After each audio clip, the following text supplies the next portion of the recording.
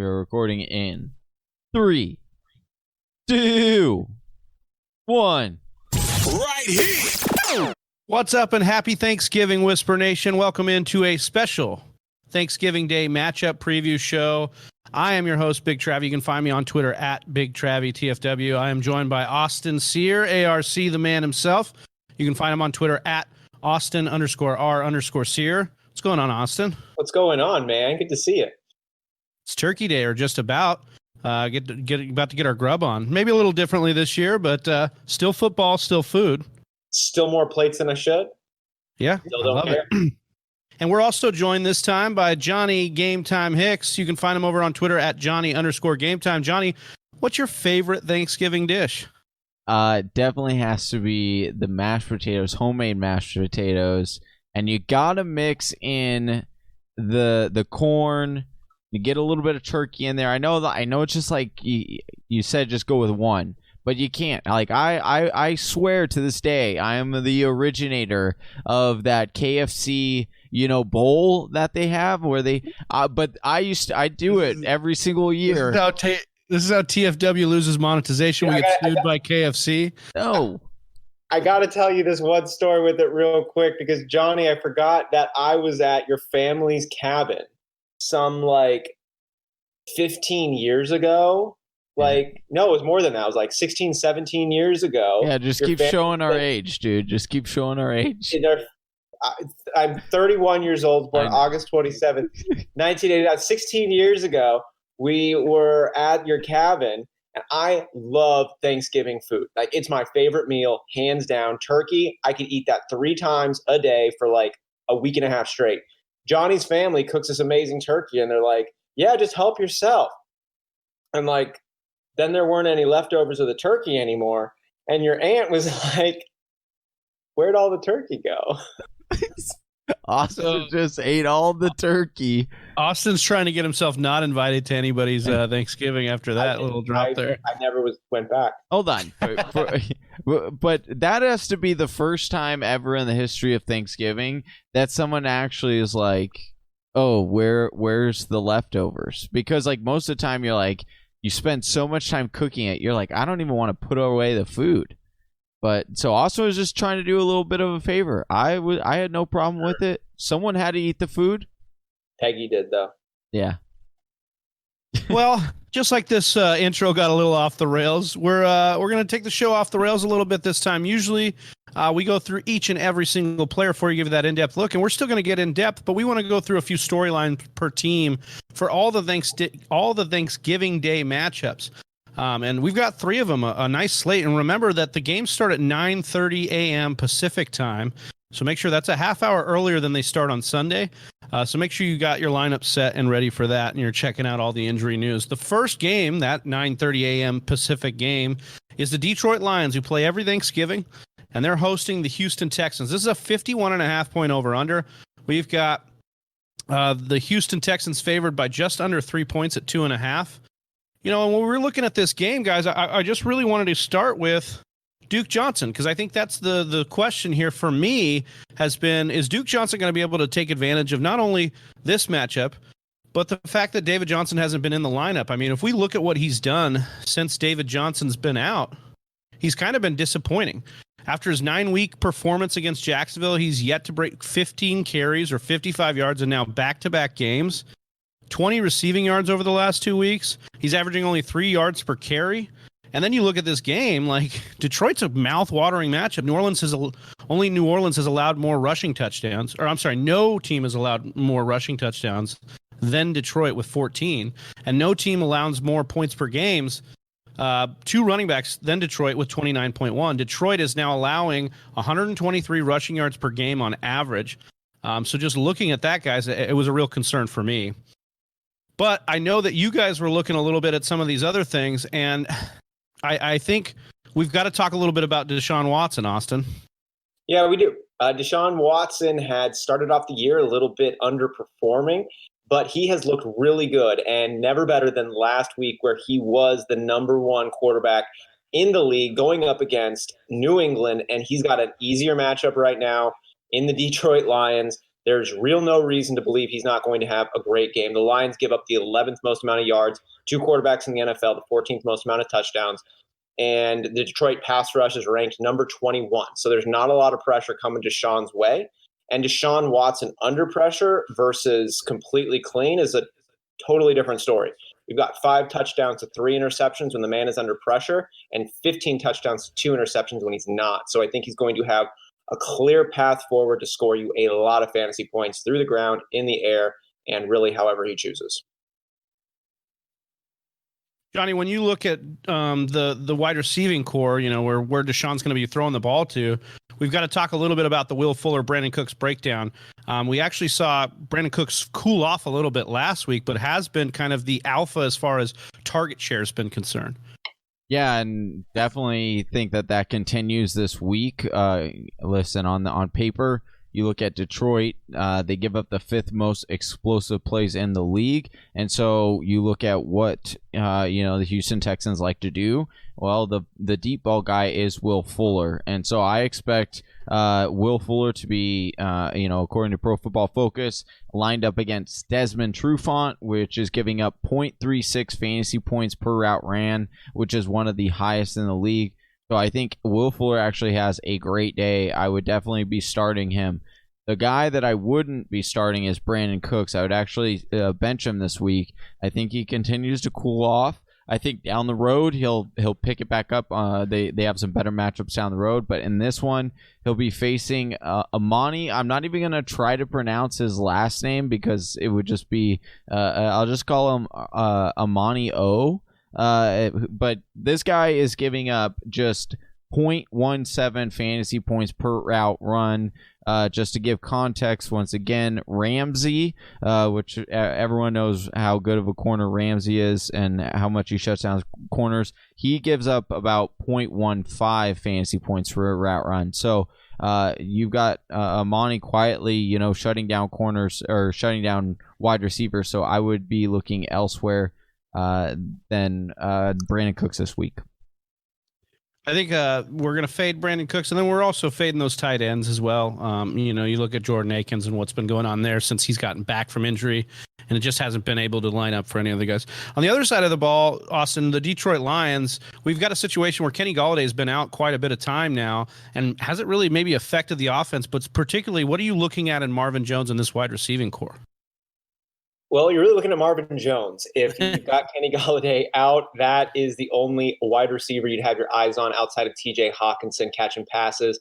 And Marvin Jones, while he was kind of a hot ticket item, 5th, 6th, 7th round during the draft, he cooled off pretty quick as Kenny Golladay was inactive the first 2 weeks. But then once he started rolling those weeks 2 through 7, before he went down with the hip injury, Marvin Jones got really quiet. And during that first stretch of the year, weeks 1 through 7, Marvin Jones clocked in as the number 42 overall wide receiver. But since the bye, Marvin Jones has been the number 17. And since Kenny Galladay's gone down, Marvin Jones has ranked as the number 7th wide receiver. And going up against a Texans pass defense that ranks 28th in coverage and has given up the 8th most amount of fantasy points to wide receivers, I got to be feeling all right about Marvin Jones in this game.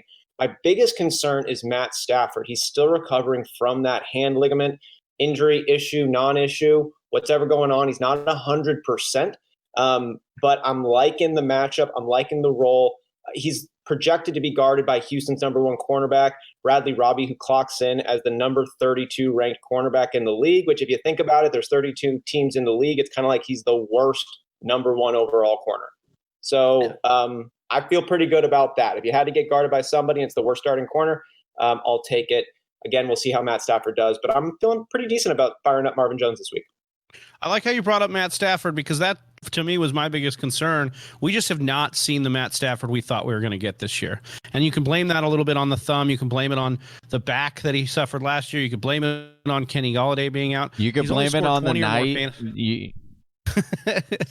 You could blame it on me. He's only scored 20 or more fantasy points in 3 of 10 games this year. He hasn't been a QB1 at all this year. He's been QB 18. He's only 18th in drop back attempts, in deep ball attempts with 35. He's 23rd in deep ball adjusted completion percentage, and he's 29th in adjusted completion percentage when facing pressure. So he's just not getting it done for you. But then you look at the matchup, and similar to what we've been talking about, like Austin brings up Marvin Jones, this is a great matchup for opposing quarterbacks. 11th best matchup to face. They're allowing 19.4 points per game to opposing QBs, and they've surrendered the 5th most passing touchdowns in 2020. So could Stafford get right here? Yeah, but I think without a Golladay, I don't think I'm ready to trust him here in this matchup. I would trust Marvin Jones, and I think I would trust TJ Hawkinson, who has been, a top 5 tight end all year long. But Johnny, you want to talk about the running game here? Yeah. So let's talk. We were talking about Thanksgiving a little bit earlier, and there's a couple of things that I'm very thankful for in this Thanksgiving. I'm thankful for you two, being on this podcast with me. I'm thankful for you too, man. I'm thankful for my wife and allowing me to do this podcast. I'm really thankful for Whisper Nation and liking and subscribing to our channel. And if you haven't and you want to join, then please do. But most of all, I want to thank,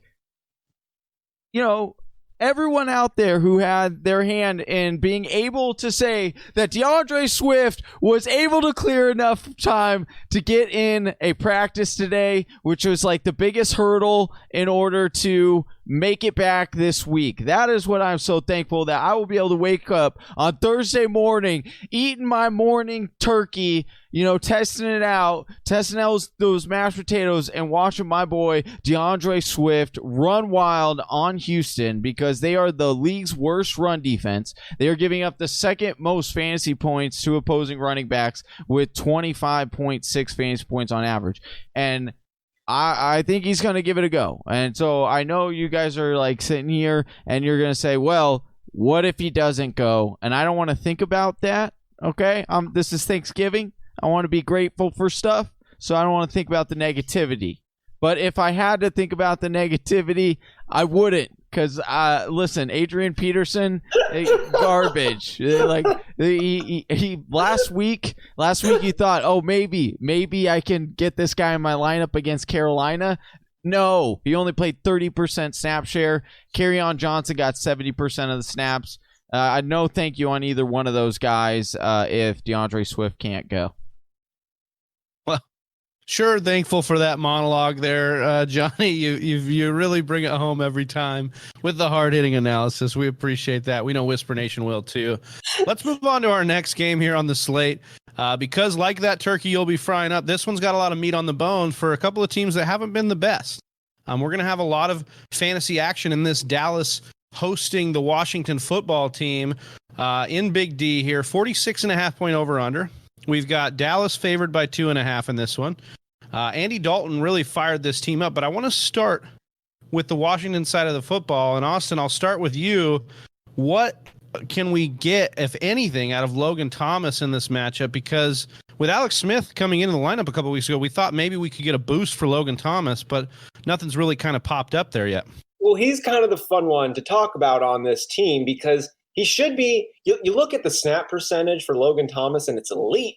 He's on the field all the time. Like, he's on the field more than the ball. But he's not doing very much with those opportunities. I mean, Logan Thomas right now, despite his 98% snap percentage, don't quote me on that, but it's in the 90s. He's the number 17 tight end overall. And last week, 5 targets, that's okay. Just 2 catches, though, on 6 yards. And Alex Smith, with him throwing the ball, the last 3 starts, we've seen Alex Smith coming in with 13 points, 16 points, 10 points. He can get it done through the air. He can win you games as he did last week, but he's a tough guy to rely on for players of Logan Thomas's caliber. So he's a touchdown-dependent tight end. We've got a lot of touchdown-dependent tight ends in this league, and if you had to start him, there's probably a way you could do it worse, but I'd fade on Logan Thomas and look for someone with a little more upside. Alex Smith as well. Yeah, I think that was a great breakdown on both the quarterback and the tight end there, Austin. Just that they're going to get it done necessarily to win the game, maybe not so much win you your fantasy matchup. Johnny, for GMs that are rostering the running backs here, those running backs have got it done for them in a lot of different ways. How are you seeing the backfield shaking out in this particular matchup? Well, I'm not quite as excited about this backfield as I am DeAndre Swift. But quietly, God, I don't think we have that time. No, we don't. But quietly, Antonio Gibson. Okay, first of all, you love this matchup. Dallas giving up the 9th most explosive plays on the ground. They're 28th in rush defense. They're giving up 19.7 fantasy points on average to opposing running backs. So you're, which is like 9th in the league. You love all of those. Then you're like, okay, well, I've got 2 running backs here. Which one do I start? Antonio Gibson, you're going to be starting this guy. Check this out. This is wild. He's seen 16 plus touches in 3 out of the last 4 games, and he's scored a touchdown in all but 3 games this season. Now, we don't like to say, touchdowns are really fluky. We don't like to try to predict those, but I would say that he has a good chance of scoring a touchdown in this game. And then J.D. Mckissick, I do think he's a flex play. He's seen 50% or more of snap percentage in all but 3 games this year, and it's really hard to find a more solid flex guy that you're going to get 8 to 12 fantasy points in a PPR league. I want to close it out here with Terry McLaurin. Look, we know you're starting him, but I just wanted to shine a little light on this guy. He's having an excellent year, and this is an excellent matchup he's in as well. He's the wide receiver 9 in PPR, guys. He's had not less than 80 yards in 4 straight games. He's got scores in 2 of his last 4, and he's dominating the market share here with 27% of the target market share for this team. It doesn't really matter who's at quarterback. Terry McLaurin gets it done. And then you look at this. I think this is a complete blow-up spot for Terry McLaurin. Dallas is getting absolutely torched by wide receivers. They're second in points per game allowed with 31.5. No team has given up more wide receiver touchdowns than Dallas with 19 on the season. And Terry McLaurin will face a lot of Chidobe Awuzie, who is allowing 1.42 yards per route run to opposing wide receivers.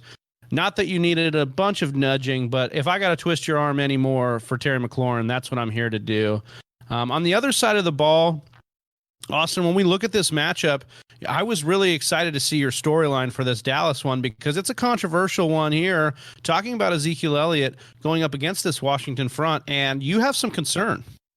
I do have some concerns. Now, Ezekiel Elliott got that floor protection that you drafted him to have. He's the number 8 running back in standard formats, but last week's performance was the first 100-yard performance on the ground we've seen out of Ezekiel Elliott all season long. So while that performance last week is pretty good, the overall trend for Ezekiel Elliott hasn't been fantastic. And this is what really gets me concerned. Washington's got a sneaky front on the defensive side of the ball. And Ezekiel Elliott, during the first 5 weeks of the NFL season when Dak Prescott was playing, he had 5 total rushing touchdowns. Week 1 through 5 rushing touchdowns with Dak quarterbacking for the Cowboys. Since then, week 6 through 11, he has 0 rushing touchdowns. 0 rushing touchdowns for Dak Prescott with Dak not starting at the quarterback position. And I believe that Washington, how wild is this, is going to be up on Dallas. I think Dallas has a good shot of having to play from behind for a lot of this game, which obviously then doesn't encourage the game script from a smash and run the ball route. Zeke, though, did catch a touchdown pass last week. So you do have that going for you. He's not really known for his pass catching prowess. He has been on the down. Last week was an up, but he's just not that running back 1 that you were certainly hoping to have into what seemed like a prime matchup many weeks ago. I mean, the last time these guys played, he got 12 carries for 45 yards, only 1 reception for 6 yards. So Washington handled him pretty well in the first matchup, too. Interesting for you to bring that up. I don't know if I'd have the cojones to bench Zeke, but I could see a situation like if you came up on him and you were running back heavy. I understand the concern here for sure. I wanted to talk a little bit about Dalton Schultz. I know it's not the sexiest pick right now, but in this tight end landscape, I think people are not realizing how good he's been, even over the last month with all the tumultuousness at quarterback. He's climbed to the tight end 9 in PPR formats. He's got 91% or more snap share over his last 3 games, 21 targets over those same 3 games, 14 catches, 126 receiving yards. That's some good numbers for a tight end landscape that's really bad. And get this, guys, 5th in the NFL in tight end targets with 62. He's really racking up the targets there for Dallas. We've seen Andy Dalton kind of provide a nice floor for tight ends in the past. Tyler Eifert, Tyler Kroft. He's gotten it done with guys before. And then you look at this matchup. It's the 11th best matchup in fantasy. Washington is. They're allowing 8.8 points per game to tight ends. So I just thought that was an interesting one to look at. Johnny, I love that you took the wide receivers here, because this is something that has been on the forefront of GMs, fantasy GMs' minds for the last few weeks. Like, when can we get the high octane wide receivers back, and in what capacity? You kind of saw it start clicking last week with CeeDee Lamb, had some highlight catches. Amari Cooper had a solid day. And once again, Michael Gallup was a disappearing act. But that's exactly how I would break that down, right? You're looking at this matchup on the paper. Washington giving up the second fewest fantasy points to opposing wide receivers. No, that's not a fluke. They have been really solid this year. It's just like about 17.7 fantasy points per game on average to opposing wide receivers. So I do expect Amari Cooper to have a very solid day. It's probably not going to be one of his ceiling days, but I think that he'll continue to be a solid option for you as a wide receiver to play. And then you look at talking about Amari Cooper. The reason why I'm confident in this play is because he should be lined up against Ronald Darby, who is actually their weakest corner. He's giving up 0.26 fantasy points per route ran. And, Amari Cooper hasn't seen any less than 7 targets besides 3 games this season. So he's got a steady target share there. And then real quick on CeeDee Lamb, I think he's a flex play. He's played on 67% of snaps. And he's matched up against Jimmy Moreland, who gives up the second most fantasy points per route ran for Washington. So I do think you've seen a connection there between Andy Dalton and CeeDee Lamb that you feel confident in at least throwing them in your flex if you need to this week. If you have that, Thanksgiving thirst. I do like what you said there. CeeDee Lamb is obviously doing the things to make you look his way, but Amari Cooper did lead this team with a healthy Andy Dalton back in targets, receptions, and yards. So Amari Cooper still seems to be the guy that kind of gets the sticks moving at least. And then CeeDee Lamb is just an explosive playmaker for sure. All right, one more game, the dessert, if you will, of the Thanksgiving Day slate. This is the pie. The COVID dessert. Yeah, I was just going to say, hopefully not the COVID pie. But we're going to start with the Baltimore side of things, because they are visiting the Pittsburgh Steelers. It's a 45-point over-under with Pittsburgh favored by 3. And we've got Baltimore here. I mean, Johnny, I guess we'll talk about the running backs first and what we've got to see with the COVID designations. Oh, sorry. Was that Austin? Sorry. Yeah, that was Austin. Right now, we are looking at Mark Ingram, and J.K. Dobbins is being on the COVID injured reserve list for this, which opens up the door for Gus Edwards to come in. Now, we might see another running back be called up from the practice squad. I would expect to see some kind of insurance come in, but we really don't have a reason to believe that Gus Edwards is not going to be the predominant running back in the backfield for the Baltimore Ravens. Now, the bad news with this is they're going up against the toughest run defense in the NFL in the Pittsburgh Steelers. The good news is that in week 8, going up against the same defense, Gus ran for 16 attempts, 87 yards, and a touchdown news. Interesting news is that he's the only active running back. In that week 8 matchup, J.K. Dobbins was in, and they both played really well. You have to wonder if having an extra amount of touches, a load, is going to slow down the Gus Bus, going to give him a little bit of a flat tire, if you will, or if he's just going to take all those opportunities and run away with the same yards per carry that he did in week 8. He's got 4.4 yards per carry on the season. He's looked like a pretty decent running back overall. I'm really excited to see when he gets this opportunity. He can always fall forward for a touchdown, but he is going to be getting a lot more work between the 20s than he has for many of the weeks leading up to this. Austin, great breakdown there. And I think it's great that you brought up, he was playing with the other running backs in that Pittsburgh game, 32% snap percentage in that game.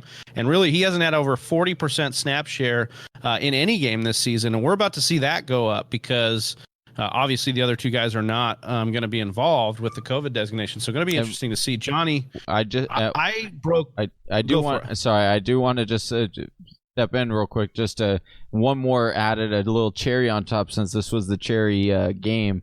I would say that including with all that stuff is the fact that Pittsburgh, we've seen this when there's been one running back, they have given up some games. Melvin Gordon's had a game. Zeke ended up having a pretty solid game. So when we've seen it only be one featured running back, that feature, and it's a good running attack, we've actually seen that running back be somewhat productive. So some people might be scared off because of the matchup if he's on your waivers or something like that. I actually don't mind the play. Well, some people thought that Lamar Jackson was this team's main running back based on what's been going on lately and early in his career.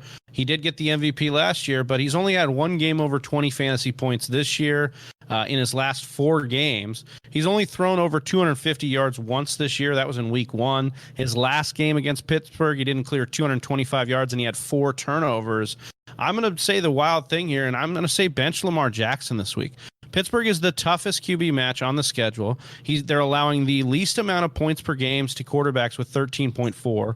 No team, guys, has picked off quarterbacks more than Pittsburgh. They've got 15 picks on the year. And no team has sacked quarterbacks more than Pittsburgh with 38 on the year. So I'm just deathly afraid of starting Lamar Jackson, who's already underperformed for you. If he's going to go off, I guess go off on your bench. I know that's hard to hear, but I just don't see it in the cards here with this Pittsburgh team. They've been locked down against enemy QBs. And so I guess I'll kind of turn it over to you, Johnny, if you think that affects the pass catchers enough for you to be benching them as well. I think we didn't have the same kind of narrative coming in, but it comes to the same conclusion, which gives me more confidence in my answer because I was a little bit shaky and I was going to bounce it off of you guys. So I was going to say, I almost think that Marquis Brown is such a tempting play, and a lot of people are going to have this question. Should I play them? Because Pittsburgh does give up a lot of points to the opposing wide receivers, 23.6 on average. Their defense ranks 17th against explosive passes, so it is somewhat susceptible to players like Marquis Brown.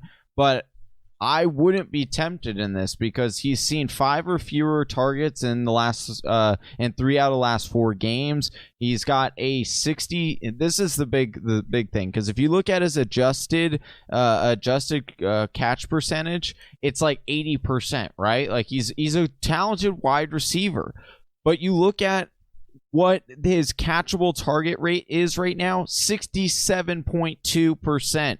Which tells you it's a lot more on Lamar, and that connection is not quite there than it is on Marquis Brown because he's not even getting catchable balls. So with both of those combos, I know it looks like a great matchup for Marquis on paper, but I would bench him. I wouldn't play him. Do you think that floats it over to Mark Andrews as really the only successful one we can look at here, Austin? I mean, we know that with Boyle going down a couple weeks ago, we were excited about where Andrews could head. And it looked like it paid off. Johnny's boy, Mark Andrews, he's been talking the talent preseason, during the season, and benefited from it last week. We saw Nick Boyle go down, and Mark Andrews enjoyed his highest snap share of the season at 87% and popped off for 18.1 fantasy points. Now, that's not even his best fantasy performance of the year or second best fantasy performance of the year, which is a testament to the man's talent. Moving forward, I'm pretty excited about Mark Andrews, considering he is going to see a higher snap percentage moving forward. And the first sample size we got of that was nice. On the other side of the ball, we got the Pittsburgh Steelers, absolutely undefeated, looking like maybe the most complete team in the NFL right now. But for fantasy football purposes, at least where I'm going to talk about next in the running game, it's been a little bit disappointing. James Conner has not really gotten it done for you on the level that you took him if you took him in the second round. If you've been hyping up the fact that he is one of the last bell cows in the league, he hasn't topped 100 yards in the last 5 weeks. He has not had more than 13 carries in 3 straight games. And he's only had 1 game with 4 or more catches. He is averaging 2.8 yards per carry only over the last month. It looks a little bit disappointing. And then when you look at this matchup, it doesn't get any better for him. Baltimore has been top 10 against the run. They're only allowing 16.2 fantasy points per game to opposing running backs per game. And New Orleans is the only team to allow fewer rushing touchdowns with 4 on the year. 4 rushing touchdowns. That Baltimore's only allowed this year. I'm a little concerned for James Conner this week, and similar to the Zeke take Austin was talking about, like, you may not be able to afford to bench him here, but he could slide into your flex or something. Maybe he's downgraded a little bit and you're tempering expectations. If you need to swing for some upside, I don't blame you. But I guess that pitches it over, Johnny, to the passing game and Ben Roethlisberger and how you see him matching up against this defense. Yeah, Baltimore looks, they're a scary defense, right? And they're giving up 18.1 fantasy points to opposing quarterbacks, which is about middle of the road. You look at where Big Ben is right now. He's currently QB 11 on the year, so, still a QB 1. If you do play him in this game, look for more of a floor game as opposed to a ceiling game. Big Ben has only thrown for 32 attempts or fewer in 4 games this season, and one of those 4 games was against the Baltimore Ravens in this divisional rivalry they have. So I can see this game going very similarly. I could see them trying to run the ball a little bit more, and keeping the attempts down for Big Ben. So unless you have a terrible other option, you might be able to hit the waiver and find a better option than Big Ben this week. And so I guess how does that break it down for the wide receivers for you, Austin? Because we've got this interchanging game strategy with these wide receivers, it seems like, because there's so many good ones there. No, really, for sure. And it took some time looking at these 3 wide receivers who have all had various pop-offs at various points in the season to determine how I would stack them up in a normal matchup, and then how I would also stack them up against what is a fairly difficult matchup here from a pass-catching perspective, going against the Baltimore Ravens defense, given that they've let up the 4th fewest points to wide receivers of any other defense in the league. Quick note on the Baltimore Ravens defense: while they have been really great from a pass coverage perspective as a whole, they really don't have a lockdown cornerback, if you will. You could open up a possible big game for any single wide receiver because they don't just lock you up in one particular spot. They just play good defense.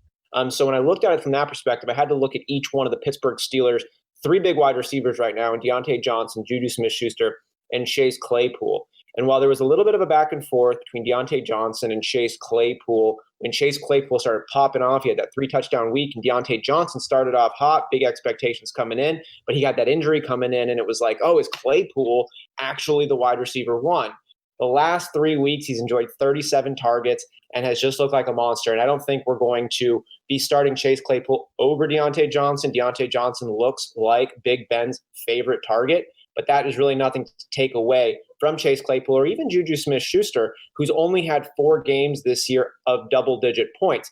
JuJu Smith-Schuster is quietly the number 22 ranked wide receiver in PPR and 26 in standard. Not as good as you wanted, but we're looking at a wide receiver 2, wide receiver 3. And Chase Claypool, though, the rookie right now, has been pretty sensational. Now, he is enjoying targets, 8+ targets the last 3 weeks, but he hasn't broken 70 yards. He does have a ton of touchdowns and leading to look like a touchdown dependent wide receiver right now, if you're banking on those Mondo games, which he's had quite a few of. So I had to look deeper a little bit at the metrics, though, because between JuJu Smith-Schuster and Chase Claypool, which one would I rather be starting in this situation? And I'm going with upside. And that makes Chase Claypool the easy grab for me. And the stat that made that evident was yards per route run. JuJu Smith-Schuster comes in 3rd of these 3 wide receivers, number 77 in the NFL overall at 1.42 yards per route run. We've got Diontae Johnson at number 35 overall at 1.84 yards per route run. And then Chase Claypool for the entire season is coming in number 16, 2.16 yards per route run. So that's phenomenal for the rookie. He's just got a more exciting game to him. JuJu Smith-Schuster's got a pretty decent floor. He's going to be involved. He's like their all-the-time number 2. It seems like he's on the field more than Chase Claypool is, but Chase Claypool is just doing more with those opportunities. So I go Diontae Johnson, Chase Claypool for upside, and then JuJu Smith-Schuster for me in this matchup. I love the breakdown there, and I think that's important to kind of note because we get a ton of questions all the time about these Pittsburgh wide receivers. They're all just so good, so talented. Like, which one do we start? I like how you ranked them that way, and you brought it down with the stats too. I did want to just add about Eric Ebron. I think he's locked in your starting lineup every week. I mean, he's playing 84% of the snaps since week 7 or above, and since week 4 and the Pittsburgh bye, Ebron's only seen less than 6 targets in 2 of those games. You got Baltimore giving up 8.1 fantasy points to opposing tight ends. We really like what we're seeing out of Ebron, and I think he should be locked in your lineup. And you guys should be locked in to those Thanksgiving dinners now, and you should have your lineups locked and ready to go to get those W's because we have tried to give you the breakdown for all those Turkey Day games. If you got any other questions, please make sure you comment below. Make sure you're subscribed to the channel and that you like this video. For Johnny Game Time Hicks, for Austin Sear, I am Big Travie, and we are the Fantasy Whisperers. We're out. Peace. Happy Thanksgiving. Hey, you made it to the end of the video. If you like what you saw, go ahead and click subscribe. And if you want to watch more fantasy football content, check out one of these videos.